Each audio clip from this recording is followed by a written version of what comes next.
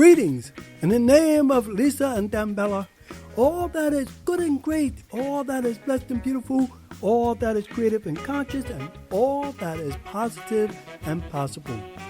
May the sun greet you each and every morning, and may your day always be full of joy. Hotep, I am Adisa Olabayo Bankole, your host to Mind Vibes, Thoughts from a Curious Mind, a bi-monthly podcast series exploring and examining social phenomenons then and now. Now, I want to deal with a recent thing that came about, and I was so pleased that the House of Representatives passed the Crown Act. This is something that sisters have been trying to deal with. Now it goes before the Senate, and you know, with people like Manchin and that idiot and others, we don't know what that's going to, if that's going to pass. But I want to deal with it because it's a very important thing, particularly when it comes to black folks and their hair. And I deal with this like this: black hair, the Tignon law revisiting. Tignon, Tignon, law revisiting. Hair, why can't I wear my hair? But before we begin, hit that like button, subscribe, share, and leave a comment. Now let's deal with black hair, the Tignon, Tignon law revisiting. Hair, why can't I wear my hair? Quote unquote, have you ever danced with your hair? Yeah, ooh, afro, shake your afro. Afro dance, Les Nubian. Now, again, I said that the Crown Act is has been passed by the House of Representatives. We don't know what's going to happen in the Senate, but seems white male and whites in general are preoccupied with our hair, and most notably those who wear theirs naturally, like the afro, Nubian locks, or cornrows. It seems that the new push to put into law the Crown Act, which stands for Create a Respectful and Open World for Natural Hair, would provide a safe haven for blacks, particularly black women, to work in public spaces with their natural hair without being harassed and or facing termination. Now, there was an incident, and this goes to show you, this kind of fixation that whites have on our hair. Sometimes even in work, and, we have afro and stuff, or our hair, and whites want to touch you. Like, get your hand off of there. You ain't got no business touching my hair. The only people who can touch my hair are those who I wake up in the morning with, But but somehow or another, it either fascinates them or it scares them. I don't know what it is. Because there was an incident where a young black wrestler could not compete in the wrestling tournament unless he cut his locks. Now here he is getting ready to do this tournament, and yet he had to face humiliation in public as the referee cut his locks in front of everyone. Now can you imagine the scarring, the psychological scar that young man had to have? Even though he had his hair tied up and stuff, they still wouldn't let him wrestle. Similarly, a young black girl had a nice afro, but she was told to cut it, even though there was no school requirement for her to do that. Same thing happened to another brother out in Texas where, he kept his hair up off the shoulders and stuff, but all of a sudden the school changed up on him, and now he was not allowed to walk in his graduation unless he cut his hair, his locks. And he's from Trinidad. His mother said, when they asked his mother, are you going to cut? She said, no, I'm not going to cut my son's hair. Who are you? The sisters who started the Crown Act movement are dealing with discrimination not only in the workplace, but in other public arenas. that our hair has become since the Louisiana's Tignon, Tignon law, banning black women from being in public with their hair exposed. But, like always, however, we tend to make lemonade out of lemons, or we tend to take, though not good for you health-wise, but back then we took that part of the pig that, the white boy left alone, and we made chitlins, Black women began to wear scarves. This was during the Tignon law in Louisiana. Black women began to wear scarves, hats, and other colorful headdresses that even drew more attention, which is why they banned black women from wearing their natural hair in public. Seems the white man, back then and maybe somehow now, were drawn to those beautiful black women. And even when they had to cover their hair by adorning their hair with scarves and other things, they again attracted the attention of the white male citizens. Ooh, you can't do that. Those white women was like, what? You can't, no, leave that black woman alone. She's a negra. You can't be dealing with that. But the white men were like, oh man, I got it. But those beads on her headdress and everything, they're just sparkling in this and making their skin look even more beautiful. This was the same way with brothers and sisters sporting the afro, which, I admit, had a powerful and intimidating look to them. Now, I suppose to many whites, it made us look super bad.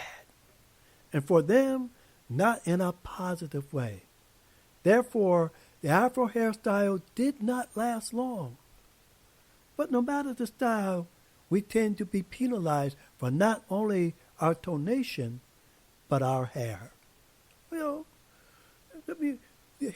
you spend millions of dollars on cream to put on your white, pale skin to get a tan. But yet that black boy, he too dark. Or like the movie 10, you got Bo Derek wearing the braids. Now, me and my honey had a heated conversation because, where she was, she didn't see a lot of the hair beating and the extension and stuff. But it was there. It was there before Bo Derek. Yet, hey, after that, everybody started wearing that stuff, because the white woman did it. Right? In one of his stand-up routines, Richard Pryor was dealing with why many black men, because back then, a lot of black men, when they sat down, they had their hand on their crotch. And in this particular routine, Mr. Pryor asked a question, do these whites want my dreams too? And I think he was talking to the judge or something, and he says, well, do you want my dreams too? Because that seems to be, something that whites, they feel they need to deal with, this kind of control. And this was a valid question, even though it was done in a comedic routine. It is the question that Africans have been posing for centuries, and not just with the European and Euro-Americans, but it appears this abomination with our hair is not limited to Euro-white America. In an African film, there was a story where the Arabs came in with Islam and forced everyone, particularly the men of that village, to cut off all of their hair. Now, I don't know how extensive it was with the Arabs, particularly with the Islamic thing, which was another oppressive religion on African people, and how they see black hair and everything else. But in that film, it was something that they needed for these African men in that village to do was to cut off all their hair. Right? This need to police black people in general, but their hair specifically seems to be an unabated job of white America since day one. To continue this constant attempt to control blacks completely, if not overtly and physically, then covertly and subtle. Now, Madam J. Walker was the biggest part to the straightening hair movement with her hair straightening products.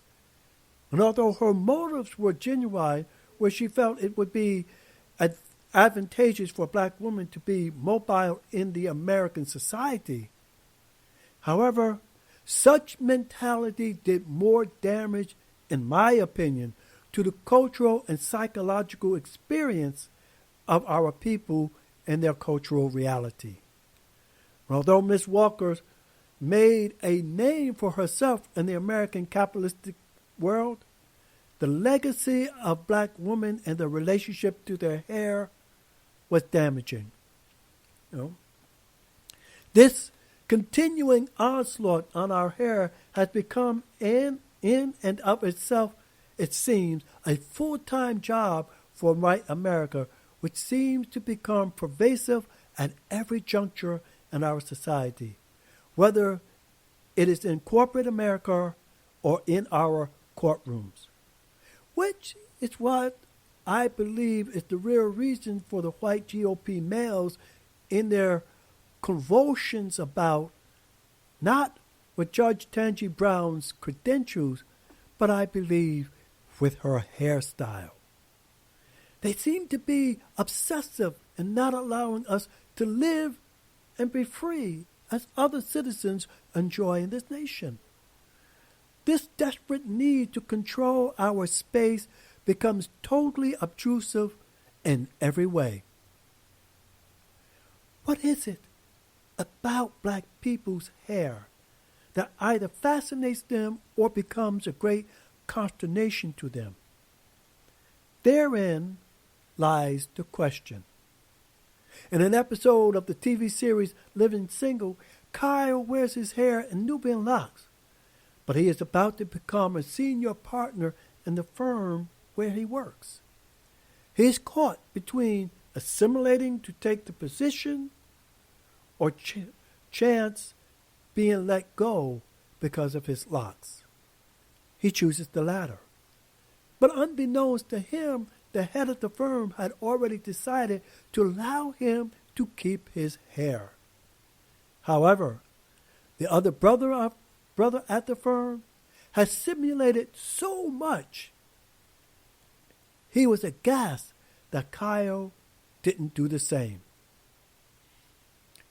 Now, there was a time when both black women and men did what was known as processing or conking your hair to get it straight and have a Elvis Presley look or any other white celebrity from that era. My brother and I, as did many black entertainers like James Brown, the Temptations, or the Supremes did, because we were trying to emulate those white celebrities or whites in general. Yet, processing and conking causes great damage, as does a perm that black women get today. I remember my brother getting his process using some form of lye. But yet, after 15 minutes, man, that stuff started to burn, man. It was, I mean, you're talking about lye, it started, and even though it gets your hair straight and takes out the natural curls that you have as a black man or a black woman, but that stuff starts burning your scalp. And the sad part about it was that this procedure would have to be repeating at least 5 times a year. Now, I like Reverend Al Sharpton. I respect him a lot. He's done a lot for us in the black communities. But for the life of me, I still cannot understand, he deals with the idea that James Brown did it. Well, James Brown at one time wore his hair natural. But why Reverend Al Sharpton do? Like I said, I love the brother. I give him great kudos and respect. But I cannot understand why he still insists on straightening his hair with that chemical stuff. That is just beyond me. Now, sometimes in the mid-2010s, there was a couple of black ladies who created a movement for natural hair. Though it was received with lukewarm receptions even by black men and women themselves, nevertheless, it is becoming prominent within the black community to not only own our stories, but to take back our cultural right and be part of this grand American project with all our human fallibilities. But immerse in our own self-determination, and part of that self-realization is coming to terms with our own hair. A young artist, I believe, won an award for depicting him as a black father dealing with his beautiful young black daughter's hair, putting her hair in braids. The essence of who we are, no matter what we do to our skin, our clothes, our speech, or our hair. There is and has always been a one true fact, and that is we are not white, period. The sooner many of us realize that inevitable fact, the better for our society.